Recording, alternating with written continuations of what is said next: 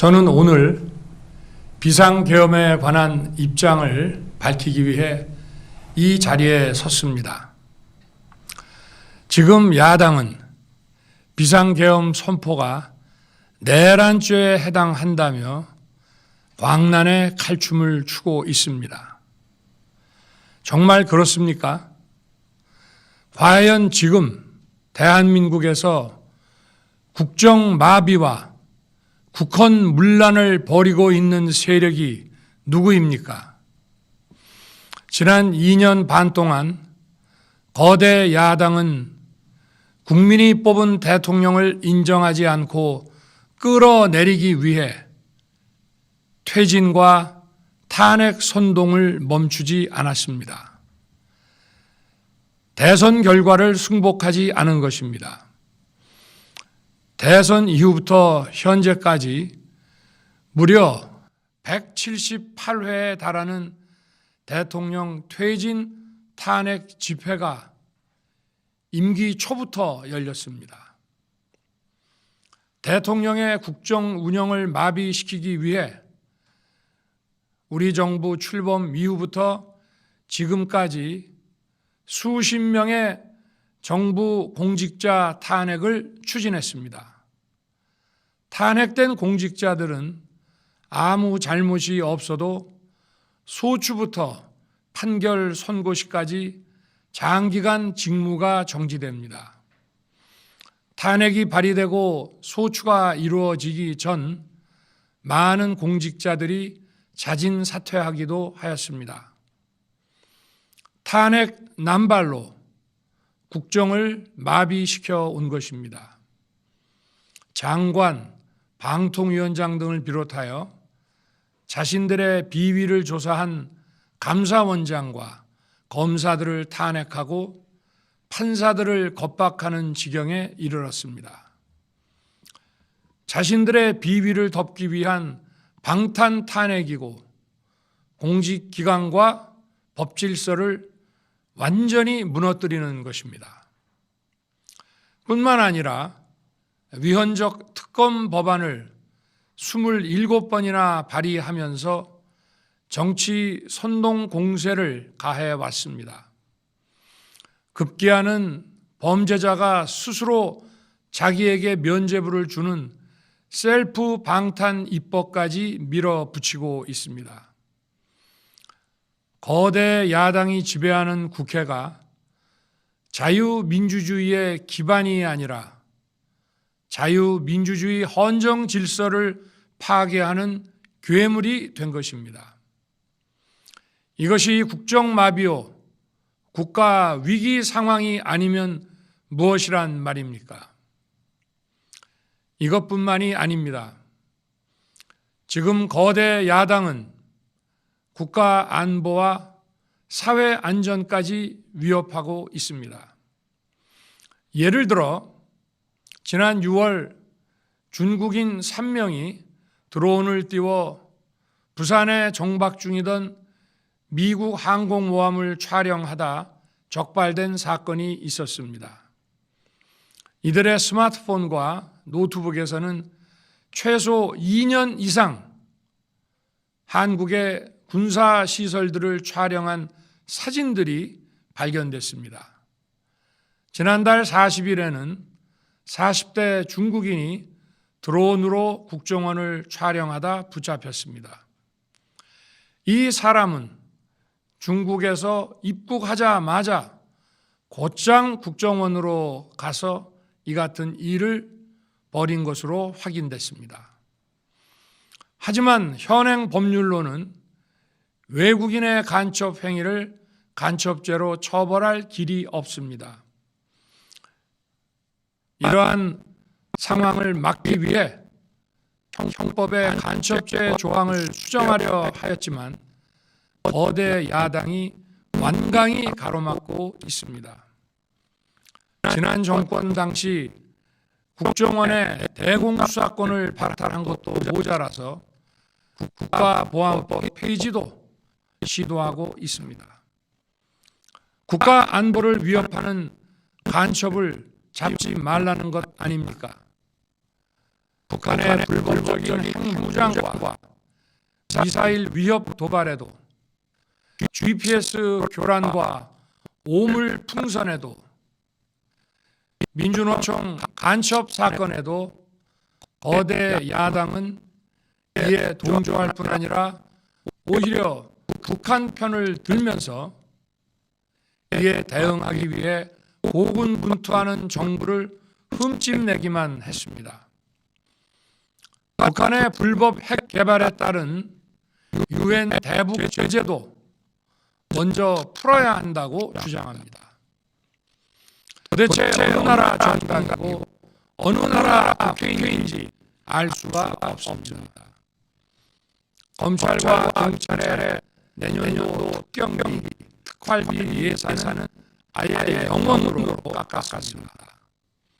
금융사기 사건, 사회적 약자 대상 범죄, 마약 수사 등 민생 침해 사상 수사, 그리고 대공 수사에 쓰이는 기묘한 예산입니다. 마약, 딥페이크 범죄 대응 예산까지도 대폭 삭감했습니다. 자신들을 향한 수사 방해를 넘어 마약 수사, 조폭 수사와 같은 민생 사범 수사까지 가로막는 것입니다. 대한민국을 간첩 천국, 마약 소굴, 조폭 나라로 만들겠다는 것 아닙니까? 이런 사람들이야말로 나라를 망치려는 반국가 세력 아닙니까? 그래놓고 자신들의 특권을 유지하기 위한 국회 예산은 오히려 늘렸습니다. 경제도 위기 비상 상황입니다. 거대 야당은 대한민국의 성장 동력까지 꺼뜨리려고 하고 있습니다. 민주당이 삭감한 내년 예산 내역을 보면 잘 알 수 있습니다. 원전 생태계 지원 예산을 삭감하고 체코 원전 수출 지원 예산은 무려 90%를 깎아버렸습니다.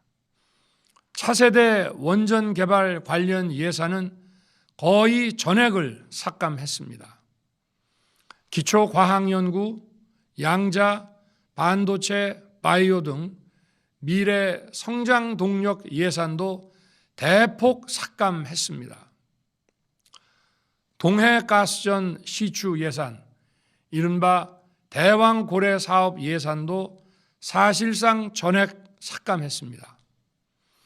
청년 일자리 지원 사업, 취약계층 아동 자산 형성 지원 사업, 아이들 돌봄 수당까지 손을 댔습니다.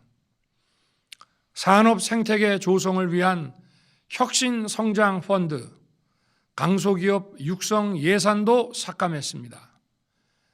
재해 대책 예비비는 무려 1조 원을 삭감하고 팬데믹 대비를 위한 백신 개발과 관련 R&D 예산도 깎았습니다.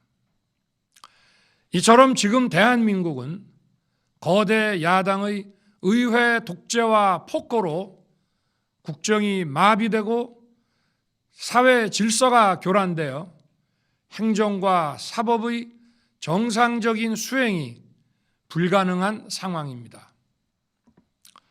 국민 여러분, 여기까지는 국민 여러분께서도 많이 아시고 계실 것입니다.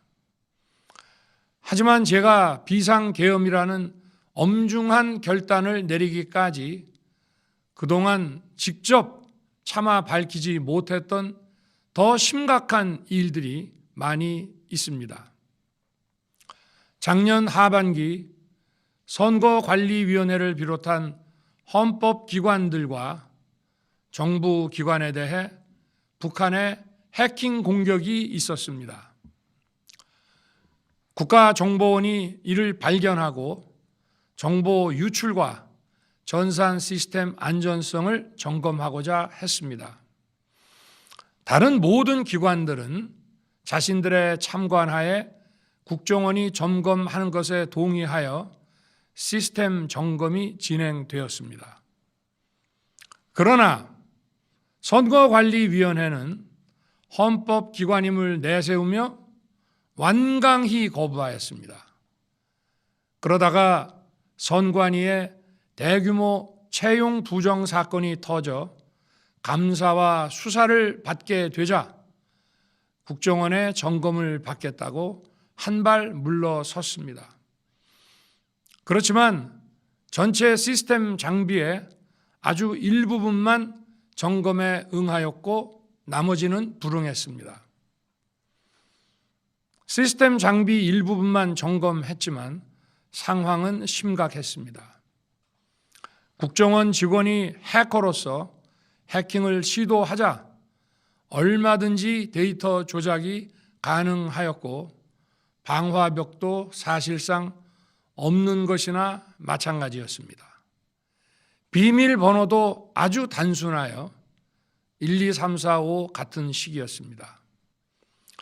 시스템 보안 관리 회사도 아주 작은 규모의 전문성이 매우 부족한 회사였습니다.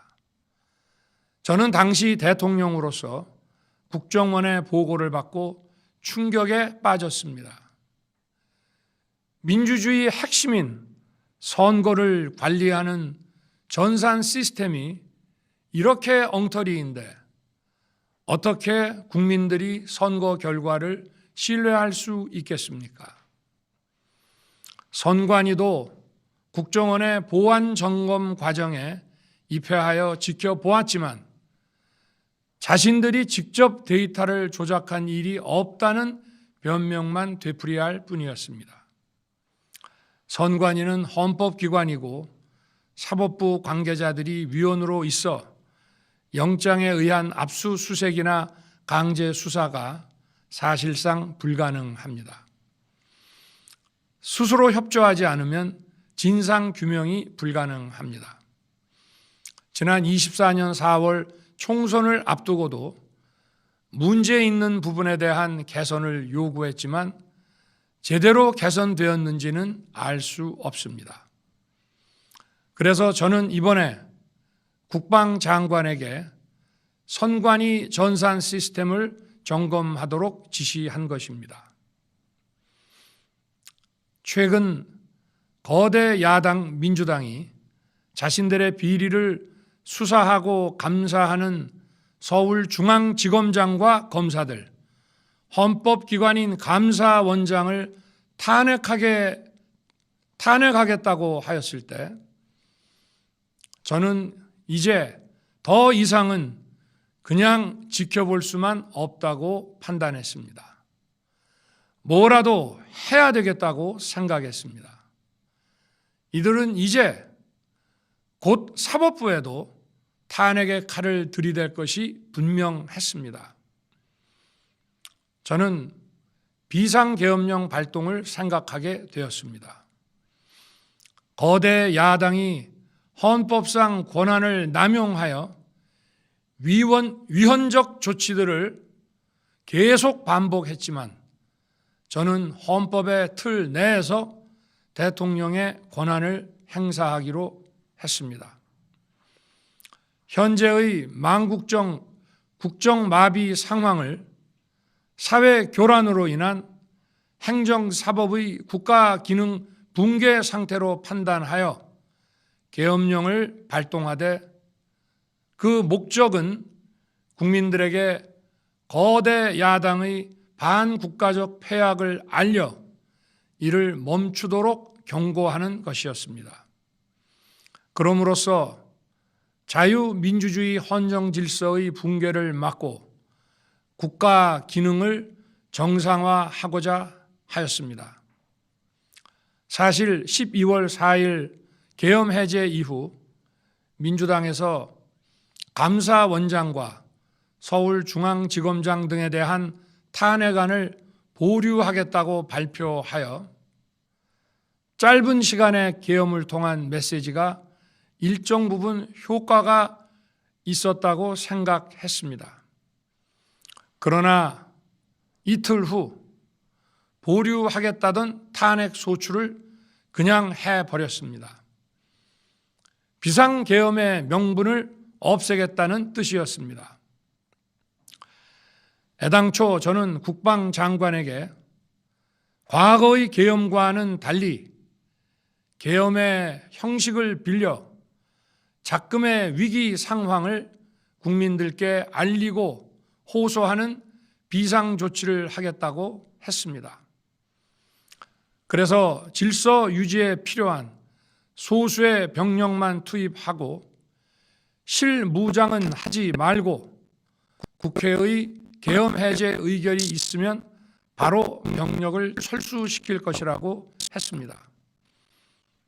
실제로 국회의 계엄 해제 의결이 있자 국방부 청사에 있던 국방장관을 제 사무실로 오게 하여 즉각적인 병력 철수를 지시하였습니다. 제가 대통령으로서 발령한 이번 비상조치는 대한민국의 헌정 질서와 망가뜨리려는 것이 아니라 국민들에게 망국의 위기 상황을 알려드려 헌정 질서와 국헌을 지키고 회복하기 위한 것입니다.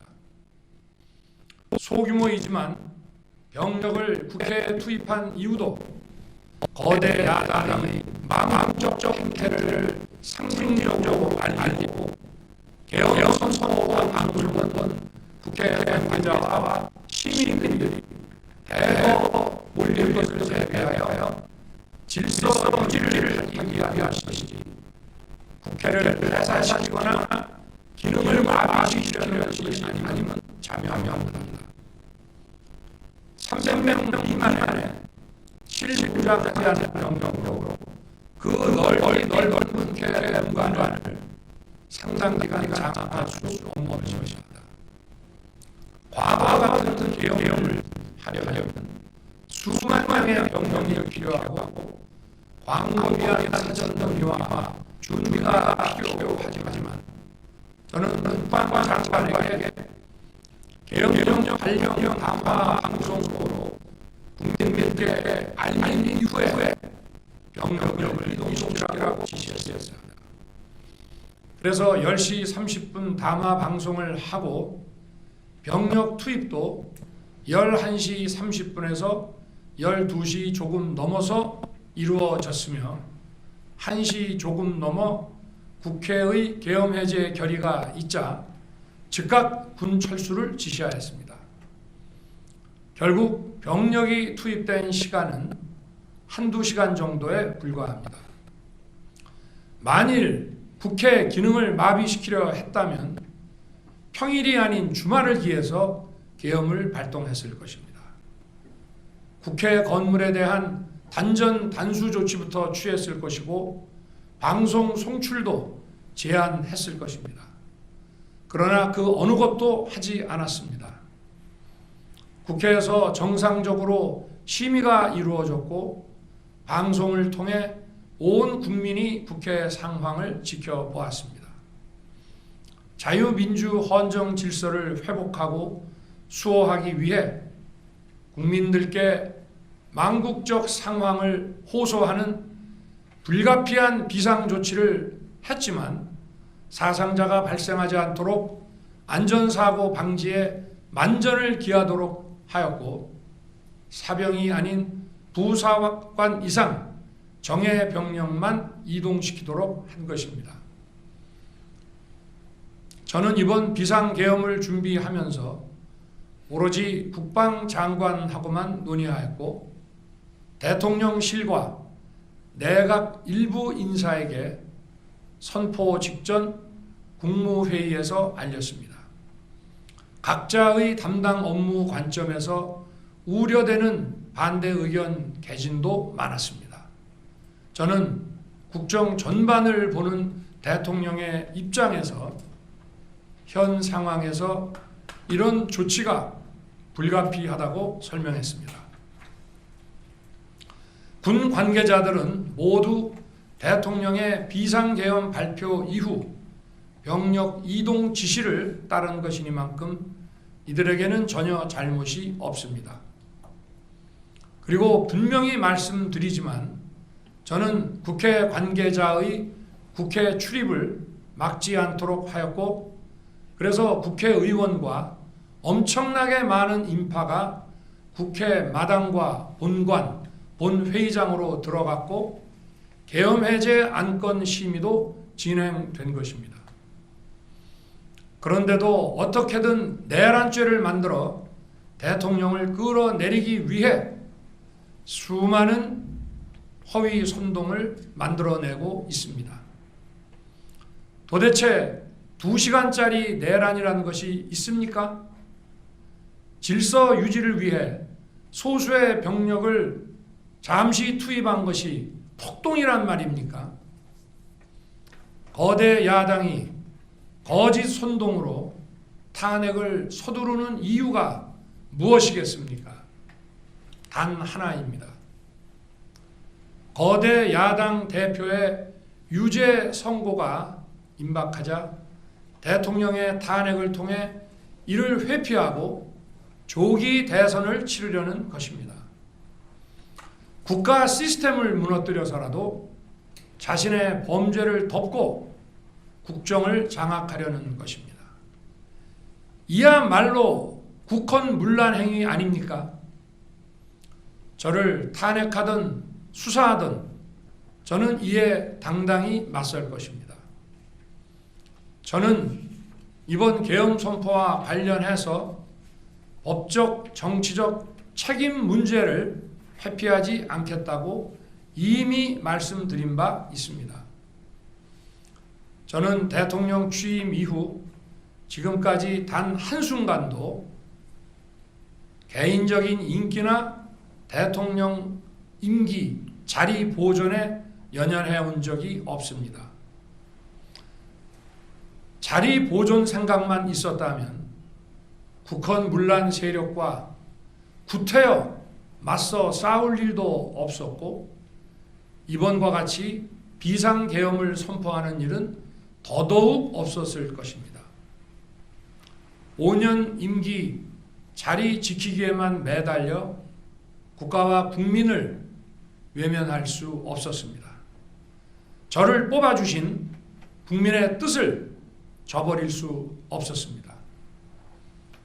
하루가 멀다 하고 다수의 힘으로 입법 폭거를 일삼고 오로지 방탄에만 혈안되어 있는 거대 야당의 의회 독재에 맞서 대한민국의 자유민주주의와 헌정 질서를 지키려 했던 것입니다. 그 길밖에 없다고 판단해서 내린 대통령의 헌법적 결단이자 통치 행위가 어떻게 내란이 될 수 있습니까? 대통령의 비상계엄 선포권 행사는 사면권 행사, 외교권 행사와 같은 사법 심사의 대상이 되지 않는 통치 행위입니다. 국민 여러분, 지금 야당은 저를 중범죄자로 몰면서 당장 대통령직에서 끌어내리려 하고 있습니다.